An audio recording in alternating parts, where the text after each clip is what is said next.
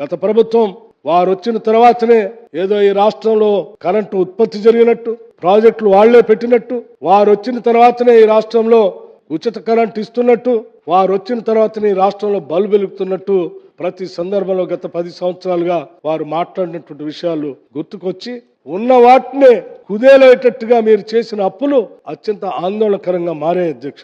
ఉదాహరణకి ఇవాళ లోన్లు ఒకసారి 2014లో కేవలం 10,783 కోట్లు ఉంటే 2023 అక్టోబర్ నాటికల్లా అది 39,457 కోట్లకి డిస్కమ్లలో అప్పుల బారిన పడేటట్టుగా చేశారు అధ్యక్ష. అలాగే ట్రాన్స్కోకు సంబంధించి కేవలం 2,911 కోట్లు మాత్రమే అప్పులుంటే 2014 నాటికి అది 2023 నాటికల్లా 50,136 కోట్లకి అప్పుల పాలు చేశారు అధ్యక్ష.